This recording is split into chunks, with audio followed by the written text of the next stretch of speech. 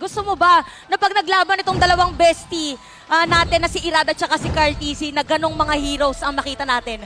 Parang gusto ko sila makita na ilabas na talaga yung kakulitan nila sa Land of Dawn.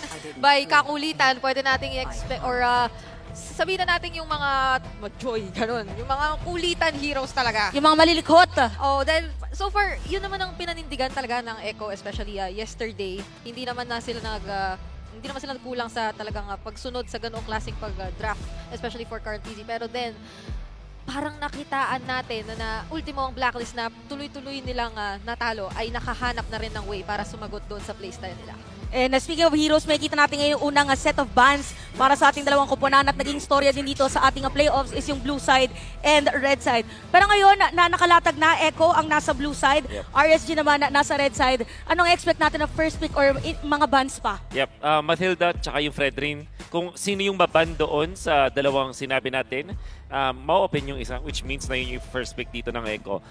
Effective pa rin yung Fredrin. I think yung Mathilda ay parang pasok pa rin kahit assassins yung hero composition mo just because yung Mathilda na rewarding siya sa mga aggressive kind of movement. So, I'm actually very surprised na yung Nolan ay ang nagban ay yung nasa blue side team. Siguro yung Echo din hindi na lang ibibigay yung ganito klaseng assassin na explosive para kay Irad. So I'm expecting Fredrin and Mathilda. So that's Angela instead. Mapapapili ang Echo. Mathilda ba or Fredrin? Either way works. Parehong inopen na lang dito ng RSG.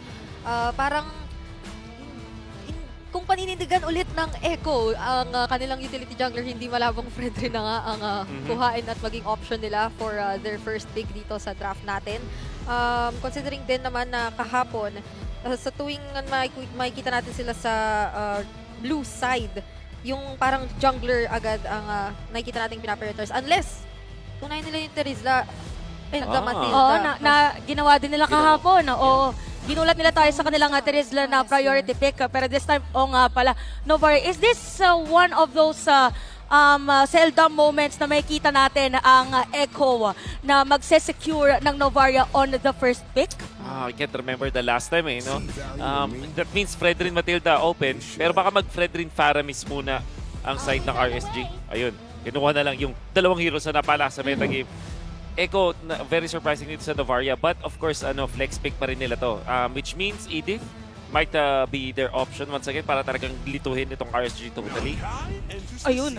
Mabilis na agad na Akay para dito sa side ng Echo. So nararamdaman natin na parang talaga nag-prepare yung ating talaga naman mag-prepare sila pero alam na nila agad yung pinakasagot doon sa mga initial. Interesting enough na para dito sa RSG na open sa kanila yung dalawang heroes. Ano bang maganda pang i-prioritize para sa kanila? Edith or yung Terizla. Edith or Terizla pwede kunin ng Echo. Kaso kasi kapag ginawa nila yun, mau-open yung Ixia para sa RSG na isa sa mga favorites nila. Tapos sa Terizla, pwede pa rin mag-Ixia ang RSG. Pero yung next option nila is Bruno.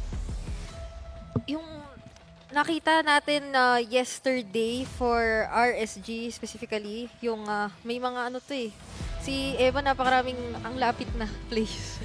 Lapit na place. Ano ba ito? Almost there. So close, but so far. So close yet so far. Yet so far, ayan. Thank you so much. Naiwan yung yet.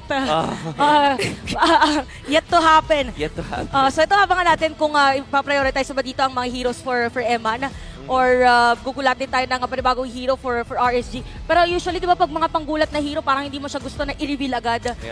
Third pick. Although Diggy is still open para dito sa RSG. Oy. That was Edith, right? Or Lilia. Si Lilia. Syempre, isa sa mga RSG special, particularly dito kay Aqua. I think iba na ng Faramis. Or sila yung nagba ng Ixia. Oh, Wow! Wow! Interesting. Ito makikita natin sa ating draft index. Ano ba ang kapansin-pansin, Wolf? Yeah, mataas na support utility for RSG.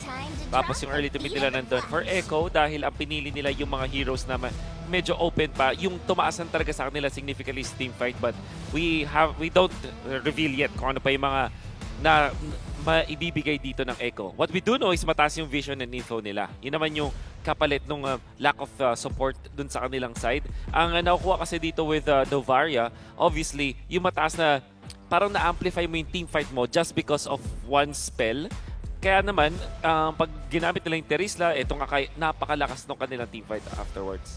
So talagang team fight ngayon ang inilatag ng Echo. And for RSG, inaantay din natin kung ano yung pinakapangabalugbugan nila na team fight. Again, or team fight composition. Rafael Laban para ngayon sa RSG. So parang nakikita natin na inuubos naman ng Echo yung hero ni Irad. Yeah. Nagulat nga ako na pati ang Joy tinanggal pa rito. Parang still taking into consideration the possibility na Exceed pa rin ang Fredrin na Yeah. gagamitin dito for Nats. Though recently, parang mas nakikita kasi natin siya na Benedetta, Yeah. Oo mga nga. makulit na heroes yung ginagamit na pang-abot talaga. Yeah. Lalo pa ngayon na Novaria kasi yung hawak-hawak ni Sanji or hindi pa natin alam. Pero likely Sanji naman. Pwede ulit mag... Ay, grabe. Ang dami Ang Pwede dami ulit mga mag-Beatrix ang RSGs. It's their favorite. Magandang combination with Matilda as well. Pero, ang isa sa mga heroes na maganda din dito sa line na to is the Bruno. But, ang ikaw na... Oh, what? 1-1. Sa sobrang hindi na natin ina-expect actually si 1-1 na masyado magamit. Ngayong playoffs ay mataas ang potential niya actually na nakuhanan. And interestingly enough, it is RSG na gagamit niyan. So makakita tayo ng siguro pwedeng sabihin na natin ipipilit ng Matilda na Yeah. circling Pwede eagle. pa paramis diretso. eh. Oh. Pwede pa magparamis ang Echo. Knowing na yung Novaria kasi minsan position 5.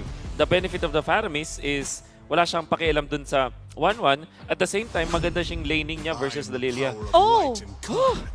Okay, understandable. Kasi Okay. nilalakdown yung 1-1. Tama nga naman. Oh, very surprising picks actually. Kasi it's not the usual. Kasi sabi natin, di ba, as much as possible, game number 1, mag-set up ka ng tempo mo. Para, most of the time, parang safest. Kaso nga pala kasi, laban to ng mga besties. So, kabisado nila yung takbo ng utak ng isa't isa. Yep. So, ngayon na binan nga, yung mga other heroes hindi pa din lumiko. Si Fredrin, hinaantay natin ngayon, ano ba ang hero for Nats? Nuts. There's the Benedetta. Pakito. So good. Pero kasi itong Novaria Kaja, honestly, mag-struggle to sa mga assassin eh. Kahit may Kaja siguro na dun sa kalaban, parang pwede siyang i-dive. So, siguro yung mga tipong Ling, Fanny, para sa RSG if they dare. Kasi may pang-save naman sila na 1-1 eh. Parang ano yun Yuzhong. Tunog. Okay. Ay, nako, Yuzhong. Magandang Yuzhong. Tsaka maalala Abot pa natin rin. kahapon yung performance ni Nats. Yep. Ano nga, laban nila against AP Bren na nag-snowball din ang kanyang Yuzhong actually. Yep. I think I like Yuzhong so much kasi parang wala masyadong pang-protect doon sa may Bruno kung sakali. Hindi naman din kasi pwedeng i-divine judgment yung dragon na lumilipad. True. Which means na pag kung usapang dive na doon at disengage siguro merong heavy spin. Kaso kasi ang daming pang-depensa with the support ni Matilda. So I think yung RSG, nakuha nila yung best RSG draft na gusto nila. Siguro yung 1-1 na lang yung hindi natin masyado na-observe. But of course, Eman is pretty good with that hero. Imagine mga signature heroes. May Lilia ka para kay Aqua, Yuzhong, you also have the Fredrin. Very comfortable yung RSG sa draft na to. Talagang comfortability nga ngayon ang line-up na sinecure ng RSG. At for Echo naman, dito natin pwede makita yung mga mala-explosive dahil more on fast plays ang kanilang gustong gawin with the 1-1. With the Kaja rather. Huling nagtapat ang dalawang kuponan October 8 at nung una is September 17. Ngayong October 27, panibago na naman ang ating may kitang laban. This is just game number 1. Echo laban sa RSG Philippines. Ano nga ba talaga ang expect natin on the early game? For the early game natin dito, parang masasabi natin talagang yung gustong gawin dito ni Light using the Matilda as well as Aqua with the Lilia ay gustong ma-maximize nila ng sobra. Especially when it comes to the early objective takes. Na ngayon nga nakikita natin parang gustong pangangan nila yatang isama si Irad for even the Little Wanderer possibly. Kasi maaga-aga agad ang kanilang pagiging pagsama sa kanya. And Yeah. Para sa akin, hindi ganun kaganda yung early ng mid lane para sa Echo. Pero syempre, pag dalawa sila na nagtutulong mag-clear ng wave, they will be faster. But obviously, Matilda at Lilia, parang mas madalang i-execute in the early stages. Mabilis mag-clear. Uy, pero bottom lane. parang kabalagtaran yung nakikita natin kasi si Eman ang unang mapapabagsak ng Echo.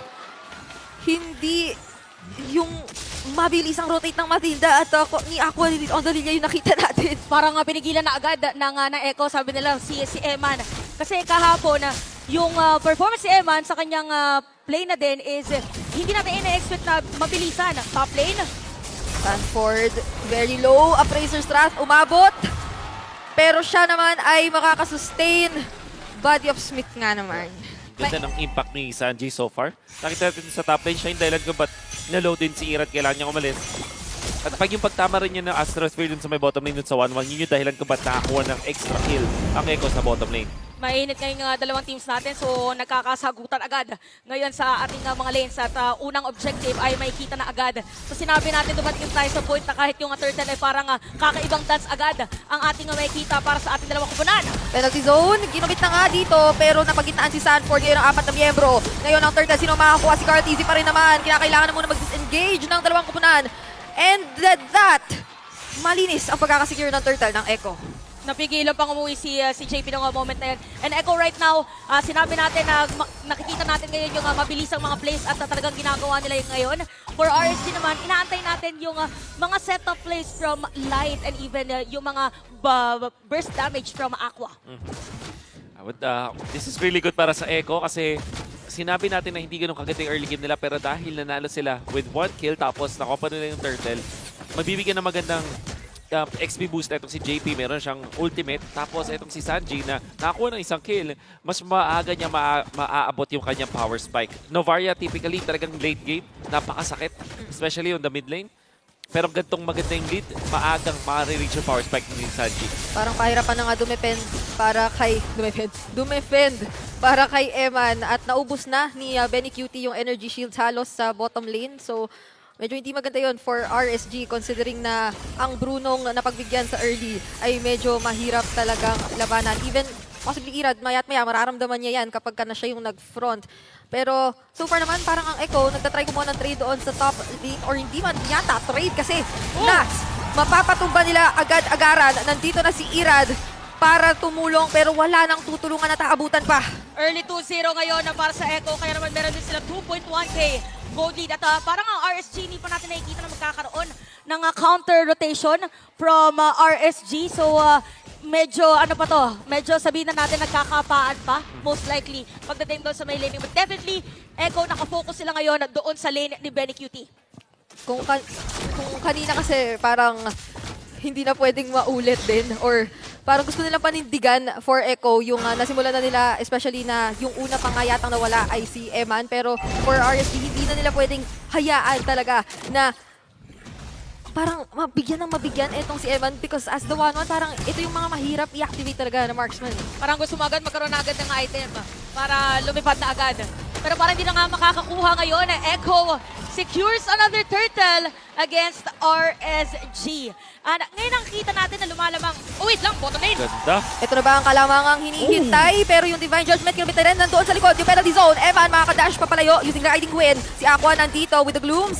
Pero napakaraming kinakailangang isipin ngayon ng side ng Echo dahil maging si Irad ay nandito na sa baba. Pero yung Appraiser strategy, kinumit na, hindi muna nasaktan masyado. Eman, kinakailangan yata muna tumakbo papalayo. Pero yung heavy spin at nandiyan si Benny Cutie para napusin yung kill. Nats do, umabot na rin. Nandiyan yung Black Dragon form. Kaso nga lang sasapat pa yung damage dahil mukhang magiging double kill pa yun para kay Benny Cutie. At maging si JP at si Sanji pakamuntikan. Hindi inabutan nung skill ni Aqua. At ma-outplay pa nila ngayon ang ibang players ng RSG! Naku si Light, makakabawi ng kill pero 4 ang namatay actually no moment na yun sa may bottom lane. Ano nangyari? Paano nga ang RSG ang nag-advance pero Echo ang lumamang? Well, ang ganda ng outplay ng dalawang teams. Una, natuwang-tuwa na ako doon sa rotation ng Echo dahil after nila makuha yung turtle, bottom lane agad yung pinuntahan nila kung saan nandun si Eman. Ginamit nila yung Divine Judgment. Sanford mabubuhay dito. But yeah, I think yung pagkaagamit nila Divine Judgment was really good. Kaso, si Light gumawa ng isang malupit na play. Ginamit niya yung Circling Eagle, tapos parang pakaliwa yung kanyang ginamit na charge.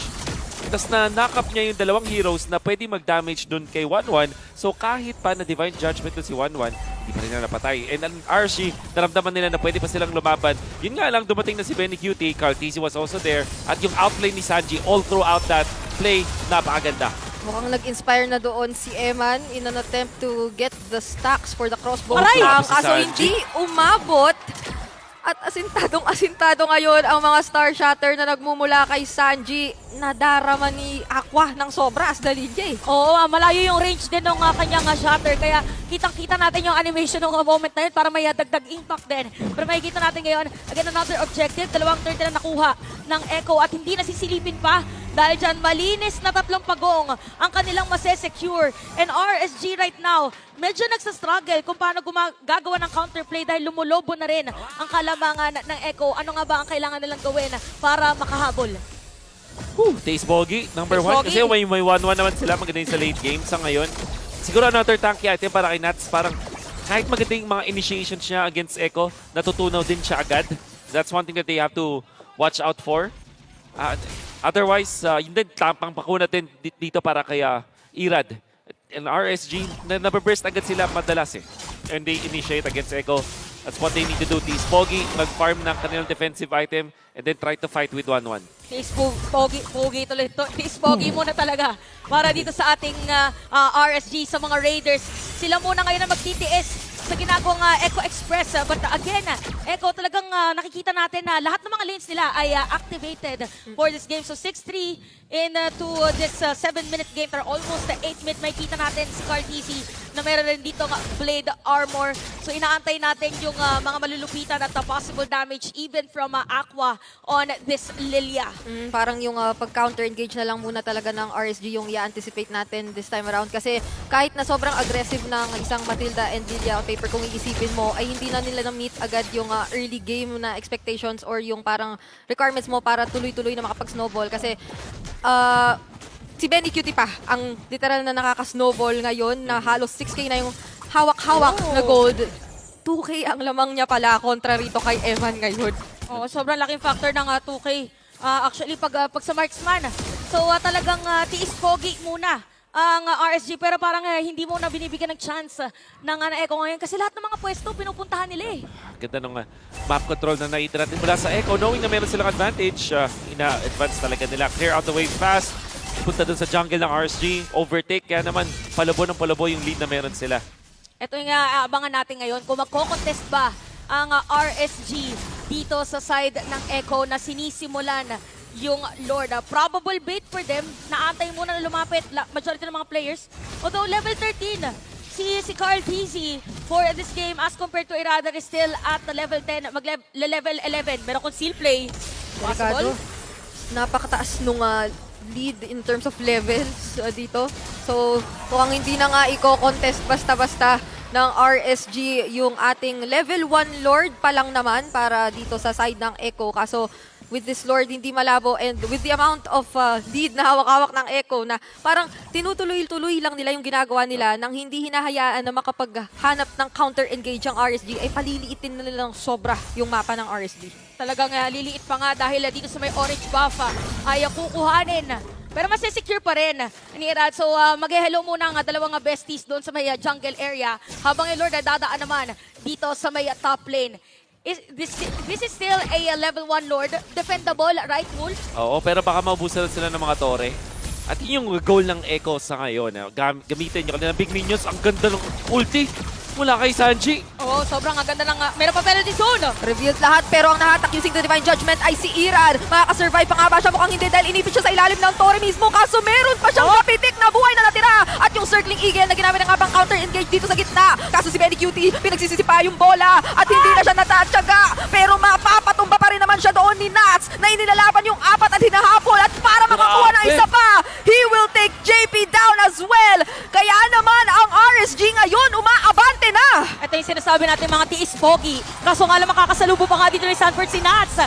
Hindi pa pala tapos yung laban, magkakasuntukan pa rin. Babalik pa dito mga players. Gusto nilang kuhain. Even itong si Sanford. Di pagpatuloy yung laban natin. Appraiser Strat, kinumit na nga doon. Pero mabubuhay pa rin naman kahit paano sila Sanji. Hindi tumama yung Star Shatter. Energy Eruption was also there. But still, yung pagsabog, nakuha pa rin nila yung kill onto Irad. Sobrang dami nangyayari ngayon. Pati sa bottom lane, hindi pa pala tapos. Pero aalis na lang sila dito para sa Circling Eagle. At alam mo, mainit na rin ngayon ang RSG. But for Echo, in-expect natin na aalis na sila, Wolf. Exactly. Pero lumaban pa rin sila. Inipit nila gamit yung ultimate ni Carl TZ. Maganda naman talaga yung connection nila with the ultimate coming out from Sanji, connecting on to 5 members of RSG. ang ganda sana nun. May penalty zone na ginamit and of course the heavy spin. We can see it through the replay. Nga lang mavanish na dito ni Irad, able to sustain himself. Nats once again. Pero nakita niyo yung follow-up ni Light after nung petrify ni Nats. Siya yung dahilan kung ba't napag-set up pa si Nats dito. Lahat na liparan ng Dragon. Kaya naman yung balik buhay, enough na JP. Taken out eventually. At nabubuhay na ngayon yung RSG sa moment na to. Ang kagandahan is, para dito sa side ng Echo, maganda pa rin naman dahil nakuha nila yung Lord tapos nakapag-push sila sa may mid lane. Tsaka nakikita na natin ngayon yung sinasabi natin burst from Aqua. So si Nats din ay meron ng 3 kills para dito sa ating game. So nakikita natin most of the time ito yung mga kakaibang mga depensa kung saan pwede mo rin baliktarin ang sitwasyon ng laban. Kaya makikita natin even for Echo, ramdam na din natin yung damage ni Sanji by the way. Pero for Echo, alam din nila ito, taas ang respeto sa kanilang mga kalaban dahil hindi agad sila nagpupumilit for a team fight or nagdi-disengage pa nga sila actually. Yung mga nakita nating pagpatong ng skills kanina, especially from Light and Nats, ay yung mga pwede talagang makapagpabaliktad ng sitwasyon kapag inuna or naunang gamitin ng Echo yung mga crucial skills nila. Wow. Pero speaking of crucial skills, may crucial spell din na nagamit doon which is yung flicker na posible sana i-connect sa Divine Judgment. Pero may penalty zone na kinumit na rin. Tapos dalawang magkahiwalay na laban yung nakikita natin. Pero ang unang napatumba ay si Benny Cutie on that Bruno. Pero si Eman din naman pala ang naging kapalit at hinabol nung tatlong nasa itaas mula sa side ng mga Orca. Kaya naman ngayon si Sanford, siya na yata ang isusunod at talagang pupuruhan. Kaso napakarami natin kinakailangang isipin dahil merong mga pumi-free hit din naman mula sa side ng Echo. Di ang Razor Trap, ibinagsak na doon. Sanford is down. Napakakunat ni Cartizzi at ni JP. Pero hindi rin naman sila tatantanan ng mga Raiders. And JP as well will be the double kill para dito kay Aqua. At dahil dyan, apat ang buhay para sa side ng RSG. Is this the time ngayon para sa mga Raiders? Makukuha din, mahahanap ni Light. Nailawan niya kung nasa si Sanji, si Cartizzi ng lalaban. Ginamit na din ang Dragon Form para mabigyan ng space. Ngayon si Irad for this Lord. Hindi pinapalapit si Cartizzi. Hindi pwedeng kumontest ng Red 3. Level 13 Irad, level 15 ngayon si Cartizzi. Todo zone ang mga miyembro ng RSG pero yung heavy spin nandyan na din. Pero it's a shutdown from Eman and he will also secure the Lord. A kill plus a Lord para dito sa mga Raiders. Kaya naman lumiit ngayon ang lamang ng Echo. At nasa momentum na ang RSG. Late game belongs to them.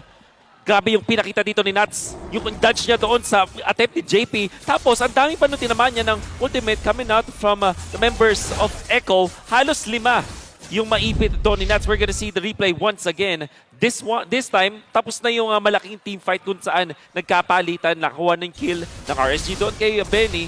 Pero nakuha ang kill ng side ng Echo was on to Eman. At nakita niyo kung gano'n nila kalakas zinone out doon si Cartizzi. Main weakness ngayon ng isang Akai that went for concussive blast actually is yung kanyang staying power sa harap.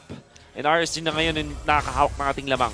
Speaking of lamang, isa din sa pwede maging lamang pa ng RSG ay ang kanilang Lord na dadaan dito sa may bottom lane. Meron na nga ring skill, pero masakit na rin yung mga damages dito from Echo. Meron pang Holy Crystal naman para sa side ng RSG. Dragon tinawag na. Parang gusto nila i-commit ito or i-zone ban lang kasi nakalipad pala with the crossbow of si Eman. Lumipat pa kay Sanford doon yung damage pero ang pakay ng RSG ay kuhain lang talaga muna yung Torres sa baba. Ngayon naman, Toto Depensa ang side ng Echo. With that, talagang naging successful ang RSG sa gusto muna nilang kuhain sa baba. Successful din sila sa sinabi kanina ni Wolf na tiis pogi. Ito talaga ang patunay na pwedeng baliktarin din ang laban pero hindi pa naman tapos. Pero 2.8k or actually 3k goal lead ang mga Raiders ngayon, Divine Judgment! Meron na namang hinuling isa pero may black shoes naman si Aqua. Nandiyan na rin si Nats. Napakaraming knock-up. At si Irad na tumatangke at humaharap. Samantalang pumi-free hit lang yung ibang mga miyembro ng RSG. Ang Razor Strat, ibinagsak na rin doon. Pero guiding wind lang papalayo. Tinry pa rin naman kuhain yung Torre. Oh, gusto ko lang sabihin na 15 minutes, 16 minutes pa lang sa laban pala natin, 19 pa lang ang total kill score for this game. Ganon kataas ang talaga ang prioritization pagdating doon sa may objectives. Now, Wolf na nagsastruggle ang Echo. paano sila makakatakas ngayon sa aggression ng RSG? Nakita natin na ang kailangan nilang gawin is to make sure na maloload doon yung mga sila Irad and hindi dapat makalipad doon yung 1-1. They have a lot of success nung naipit nila at natalunan nila agad si Eman. But so far, RSG doing a great job protecting naman itong si Eman. Which kind of leaves us in a weird situation para sa Echo. Paano nga ba nila isu-survive yung crossbow of Tang ni Eman kung hindi nila kayang patayin yung mga frontliners from RSG? Nats as well as Irad, kahit frontliners sila, baka mas magandang sila muna ang unahin ng Echo. Instead na try nilang habulin kung nasan si Eman. Kumbaga front to back muna yung approach dito ng Echo instead na pumunta sila dun sa backlines agad ng RSG. O para hindi sila mag-struggle kasi ilang beses na rin natin napanood dito sa ating playoffs na the more na pinipilit na mapunta sa likod, the more naman nag-deteriorate ang frontline ng aggressor. So ngayon meron na naman tayong panibagong Lord. This is the third Lord. 17 minutes game time, may kita natin in win probability. Bumaliktad na talaga 60% this time around para sa RSG. Meron ding makapal na minion wave doon sa may top lane. Kaya si Sanji magki-clear na lang muna. This might be the longest na Lord Dance para dito sa dalawang mga kupunan. Sino nga bang unang magsiset up ng play? Nagkakawayan muna yung mga mag-bestie dito at yung dalawang junglers natin dahil ang Lord parang nangangalahati na pala. Star Shatter, nabawasan doon si Nats ng bahagya pero na-reveal sila with the Astral Echo dito ngayon. Irad, pumasok na rin. Energy Eruption, ginamit na doon. Napaka-low na ng Lord natin. May conceal play na ikinumit ang Echo pero yung Black Dragon form as well as the Circling Eagle nandun na! Cortez ito! He will be able to secure the Lord. Kaya naman nag-go na ang RSG dito sa baba para kumuha man lang ng kills onto the other members. Benny Cutie, naghihingalo na and Aqua will be able to finish him off. Meron pa palang tinitipid doon na penalty zone mula kay Sanford pero hindi nun magagawan ng paraan ng sustain dahil apat-apat ang nakatarget at nagmamata sa kanya dito. Kaya naman he will also fall down whereas Cartizzi doon sa likod mukhang siya naman ang isusunod ng RSG. Nawala pa nga ng immortality, hindi na nga patatakasin dito. Mamamatay na si Carla Tizzy. Although meron Lord para sa side ng Echo pero sa may middle lane dadaan is descendable. No, walang minion wave para sa side ng RSG. Sanji, nahanap si Nats! Hinanap niya si Nats! Oh, Oh, nag-flicker! mag-flicker I-clear niya na. yung wave! I-clear niya yung wave! Kailangan niya clear yung minion wave. Hindi nabot! Hindi na makakapag-clear pa ng minion wave. Ito na, may bit-bit pa na minion wave dito ng RSG. Tinry, pero ngayon buhay naman si JP at si Benny Cutie. Kaya naman pupuntahan muna nila si Nats na dumedepensa ng Lord mag-isa doon sa middle lane dahil napigilan nung paunti-unting buy time doon ni Sanji yung kamuntikan ng pag-end ng RSG. Pero medyo masakit na rin yung Lord, ha? Nampas. Madedepensahan pa rin ngayon ng RSG at nakikita natin ngayon. Wow. Meron na naman panibagong minion wave at talagang pabilisan lang ng aksyon para dito sa dalawang kupunan. And Echo right now, lahat ng mga pwede nilang gamitin para dumepensa ginagamit nila. Pero for RSG, puwersa kung puwersa ang kanilang pinakapanata para sa laban na to. Yung Echo, there were so many good standout plays dun sa kanila kahit nalugi sila dun sa may Lord Dance. Which means na yung RSG sobrang ganda talaga nung ginawa dun sa kanilang Lord Dance na yun. Give props to Cartizzi, nakuha niya yung mismong Lord. And then, yung depensa, nakita natin, si Sanji tsaka si Cartizzi, binato na yung katawan nila para madepensa at ma-slow down yung RSG.